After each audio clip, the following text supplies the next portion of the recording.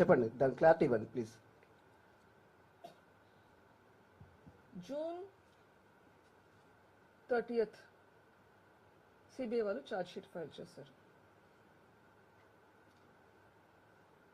దాంట్లో ఇంకా extra information ఉంది, కావాలా అని అడిగారు అక్యూజ్డ్.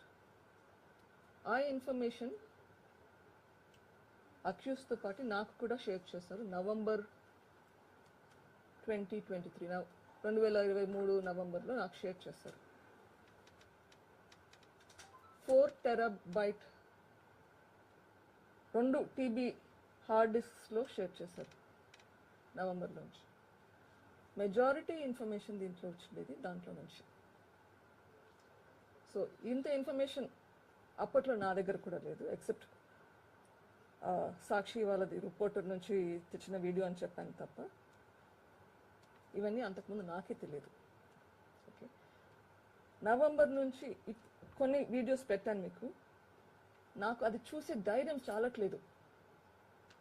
అప్పుడు కొంచెం చూసి ఆఫ్ చేసేస్తాను.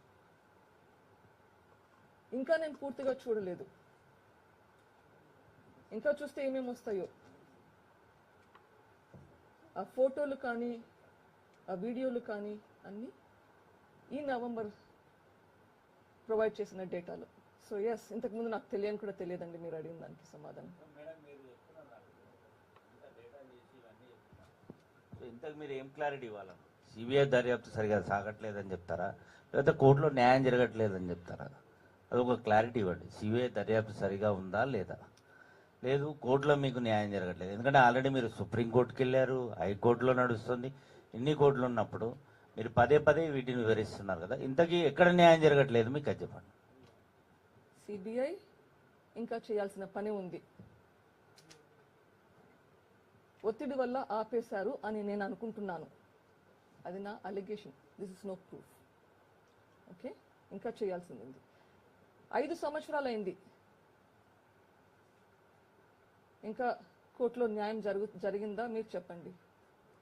ఇంత ఇన్ఫర్మేషన్ పెట్టుకొని ఇంకా ఎన్ని సంవత్సరాలు వెయిట్ చేయాలి న్యాయం కోసం? ఇదంతా తెలియదు. ఒక్కొక్కరు ఒక్కొక్కటి అంటారు, వీళ్ళు చేశారు వాళ్ళు చేశారు అని చెప్పి. ఇన్ఫర్మేషన్ అయితే ఉంది. ఇన్ఫర్మేషన్ తెలియకనో లేకపోతే కవరప్ చేయాలనో ఎవరైనా ఏమైనా అనొచ్చు. ఇది చూశాక దీన్ని కాంట్రడిక్ట్ చేసేదానికి అబద్ధాలు, కనీసం దీని వెనకాల ఉండే అబద్ధాలన్నీ పోతాయి. Reality will come out. ప్రజలకు తెలుస్తుంది. ప్రజా తీర్పు అని అడుగుతున్నాను. ఎందుకు? సో దట్ ప్రజలు ఓట్లు వేసేటప్పుడు డిసైడ్ చేసుకుంటారని చెప్పి. నేను ప్రజా తీర్పు అని అడిగి ఆ ఇన్ఫర్మేషన్ ఇవ్వకుంటే నాలెడ్జ్ లేకుంటే డిసిషన్ ఎట్లా చేస్తారు? నాకు తెలిసిన ఇన్ఫర్మేషన్ నాకు తెలుసు, నేను డిసిషన్ చేస్తున్నాను. మిగిలిన వాళ్ళకి తెలియకుంటే వాళ్ళు డిసిషన్ ఎట్లా చేసుకుంటారు? మేడం, మీరు పదే సాక్షి మీడియాలో గుండెపోటు అని చెప్తా ఉన్నారు. ఒక్క సాక్షినే కాదు, ఆ రోజున్న మీడియా మొత్తం కూడా మొదటున్న ఇన్ఫర్మేషన్ ప్రకారం కూడా అదే అంశాన్ని ప్రస్తావించారు. మీరు కేవలం సాక్షినే టార్గెట్ చేసుకుని మాట్లాడుతున్నారు. మిగతా ఛానల్ని పరిశీలించారా? ఆ రోజు మొదట బ్రేకింగ్ ఏమి ఇచ్చారు, ఏం ప్లే చేశారు? మరో విషయం, వివేకానంద రెడ్డి అనే వ్యక్తి రాష్ట్ర వ్యాప్తంగా ప్రభావితమైన వ్యక్తి, ఫ్యాక్షన్ బ్యాక్గ్రౌండ్ ఉన్నటువంటి నేపథ్యం ఉంది కాబట్టి అది హత్య అని తేలితే ఖచ్చితంగా. చెప్పండి, సాక్షి మీడియాను ఎందుకు టార్గెట్ చేస్తున్నాను? బికాస్ సాక్షికి ఇన్ఫర్మేషన్ ఎక్కడి నుంచి వెళ్ళింది? అక్కడి నుంచి వెళ్ళింది, ఆ రూమ్లో నుంచి వెళ్ళింది. బికాస్ సాక్షి నోస్, సాక్షి ఓనర్కి లైవ్ ఇన్ఫర్మేషన్ తెలిసినప్పుడు యాక్చువల్గా మీరు చెక్ చేసుకోండి, మిగిలిన మీడియా వాళ్ళందరూ కరెక్ట్ చేసుకున్నారు త్వరగానే. సాక్షి మొదట ఏం ప్లే చేశారు, మొదట ఏం బ్రేకింగ్ వచ్చింది, మొదట ఏం చెప్పారు అన్ని ఛానల్స్? మీరు good question. Why don't you also find out and tell me. నేను తప్పు చేస్తుంటే నాకు చెప్పండి. బట్ ఇన్ఫర్మేషన్ ఇక్కడ ఆ రూమ్లో నుంచి బయటకు వెళ్ళింది ఎక్కడికి? ఫస్ట్ పోయింది సాక్షి మీడియాకి. ఆ రూమ్లో నుంచి బయటకు పోయింది శంకర్ రెడ్డి బాలకృష్ణ మధ్య ఫోన్ కాల్ ఉంది. బాలకృష్ణ సాక్షి కడప. ఓకే, 6:24 అనుకుంటా, give or take little bit. So first call పోయింది, ఆ రూమ్ నుంచి బయటికి మీడియాలో ఎక్స్చేంజ్ అయ్యింది, అది ఫోన్ కాల్. సో ఆ రూమ్లో ఉన్న వాళ్ళు సాక్షికి ఏం చెప్పారు, సాక్షి ఎందుకు గుండెపోటు అనింది? మీరు సాక్షి కదా, can you explain it to me please? ఒక సాక్షి కాదండి నేను చెప్పేది, అన్ని ఛానల్స్ ఆ రోజు మొదట ఏం బ్రేక్ చేశారు. మిగిలిన ఛానల్స్ ఆ రూమ్ లో వాళ్ళతో మాట్లాడలేదు. మరో అంశం ఏంటంటే ఇక్కడ ఫ్యాక్షన్ బ్యాక్గ్రౌండ్ ఉన్నటువంటి జిల్లా, అక్కడ జిల్లా మొత్తాన్ని ప్రభావితం చేసేటువంటి వ్యక్తి వివేకానంద రెడ్డి. ఆయనది హత్య అని తెలిస్తే శాంతి భద్రతల విఘాతం కలిగించి చాలా పెద్ద ఎత్తున గొడవ జరిగే అవకాశం ఉంది, అనేక హత్యలు కూడా జరిగే అవకాశం ఉన్న నేపథ్యంలో ఆ అంశాన్ని కొంచెం తొక్కుబట్టే ప్రయత్నం చేసి ఉండొచ్చు కదా అక్కడ ఉన్నటువంటి కొంతమంది పెద్దలు కావచ్చు, నాయకులు కావచ్చు, కుటుంబ సభ్యులు కావచ్చు. ఐఎమ్ సారీ, మీరు చెప్పేది మీకు అర్థమవుతుందా? ఆయన ఒక నాయకుడు అండి, ప్రజాదరణ కలిగినటువంటి నాయకుడు. That's a crime. Law and order అండి, శాంతి భద్రతలండి. పోలీస్ని అదమదొక్కి క్లీన్ చేస్తే అది శాంతి భద్రత ఇష్యూ. ఇట్లా జరిగింటే శాంతి భద్రత చూసుకోవాల్సింది పోలీస్ బాధ్యత, కానీ ఇక్కడ పోలీసుని థ్రెటన్ చేశారు. మీరు అడిగేది మీకు అర్థమవుతుందా? అక్కడ ఉండే సర్కిల్ ఇన్స్పెక్టర్ని బెదిరించారు, బెదిరించి క్లీన్ చేయించారు. మేడం, ఫస్ట్ దస్తగిరి అరెస్ట్ అయిన తర్వాత 164 స్టేట్మెంట్ లో చాలా క్లియర్ గా ఎర్రగంగిరెడ్డి లోపటున్నాడు, ఆ తలుపులు పలగొట్టారని చెప్తున్నారు. ఆ తలుపులు అసలు సీక్రెట్ గా రిపేర్ చేయాల్సినటువంటి అవసరం ఎందుకు వచ్చింది? ఆ తలుపులు అసలు ఎవరు పలగొట్టారు? అసలు ఎర్రగంగిరెడ్డి లోపల ఉన్నాడా? ఇదంతా క్లారిటీ ఇవ్వలేదు మీరు. దస్తగిరి 164 స్టేట్మెంట్ లో పగలు కొట్టారని రాశారా, లోపలికి తీసుకెళ్లాడని రాశారా? కొంచెం మళ్ళీ చదువుతారా? ఉంటే మీ దగ్గర 164 స్టేట్మెంట్ ఉన్నట్లుగా ఉంది, రాసుకున్నారు. లేదు మేడం, మీరు దస్తగిరి 164 స్టేట్మెంట్ లో దయచేసి కొంచెం చదవండి. గంగిరెడ్డి ఆల్రెడీ లోపల ఉన్నాడు, వీళ్ళని లోపలికి తీసుకెళ్లాడు, పగలగొట్టడం జరగలేదు. గంగిరెడ్డి నాన్నకు తెలుసు కాబట్టి, వివేకానంద రెడ్డికి తెలుసు కాబట్టి దర్జాగా లోపలికి వచ్చాడు, లోపల నుంచి పిలుచుకొచ్చారు, పగలగొట్టలేదు. తలుపులు అస్సలు పగలగొట్టలేదు. మీకు ఎక్కడి నుంచి ఇన్ఫర్మేషన్ వచ్చిందో కొంచెం వెరిఫై చేసుకోండి.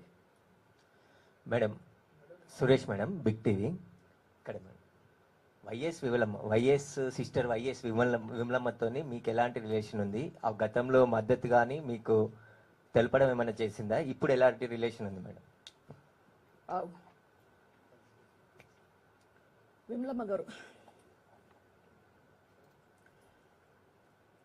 విమలమ్మ గారు ఒకానొక అక్క కానీ చెల్లి కానీ, depending on who it is, 5 అబ్బాయిలు 1 అమ్మాయి, గారాభంగా పెంచారు. అన్నదమ్ములందరూ అతి గారాభంగా చూసుకున్నారు. ఒక ఈగ కూడా వాడినేయలేదు. ఆమె గురించి ఏదన్నా చెడుగా మాట్లాడాలంటే చనిపోయిన వివేకానంద రెడ్డి, రాజశేఖర రెడ్డి బాధపడతారని చెప్పి మాట్లాడకూడదు అనుకున్నాను. ఎందుకంటే అంత బాగా చూసుకున్నారు. ఇంట్లో అందరూ గౌరవం ఇచ్చే మనిషి. ఎందుకు? ప్రైమర్లీ ఒకతే అమ్మాయి చిన్న వయసులోనే భర్తను పోగొట్టుకుంది. సో జాగ్రత్తగా చూసుకున్నారు.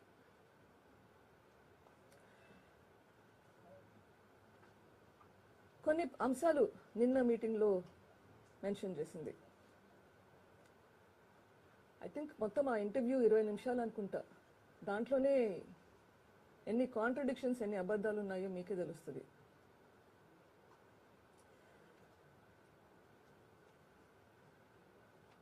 అన్న చనిపోయాడు, హత్య చేయబడ్డాడు,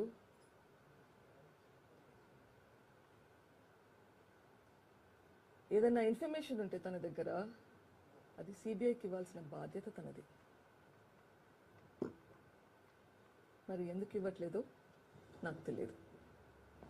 that's right thing to do. నీ దగ్గర ఏమైనా ఇన్ఫర్మేషన్ ఉంటే అది పోయి ఇన్వెస్టిగేషన్ ఏజెన్సీకి ఇవ్వాలి.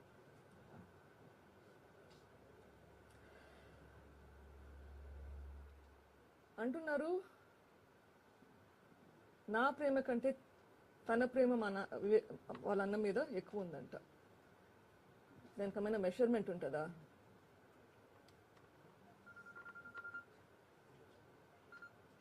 I don't know.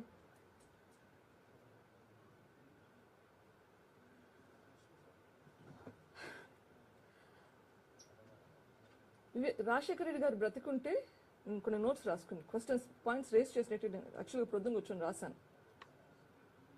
అమ్మాయిల్ని బయటకు తెచ్చేవాళ్ళు కాదు అంటున్నారు. I'm professional. ఇన్ని సంవత్సరాలుగా మీకెవరు నేను ఏ పలాని మనిషి ఉన్నాననే తెలియదు. ఇప్పుడు రావాల్సిన పరిస్థితి వచ్చింది నాకు.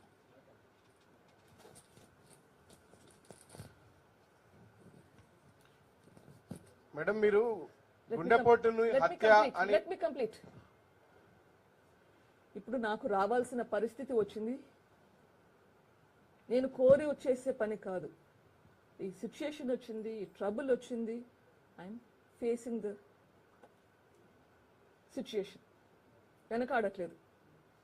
జరిగింది కాబట్టి పారిపోవట్లేదు. Situation is there in front of me. ఏం చేయాలనో చేస్తున్నాను ఈ సిచ్యుయేషన్కి. షర్మిల గారి గురించి అంటున్నారు. రాజశేఖర రెడ్డి గారు ఉంటే ఆడపిల్లల్ని ఇట్లా బయటకు రానియరు అని చెప్పేసి నేను అడుగుతున్నాను.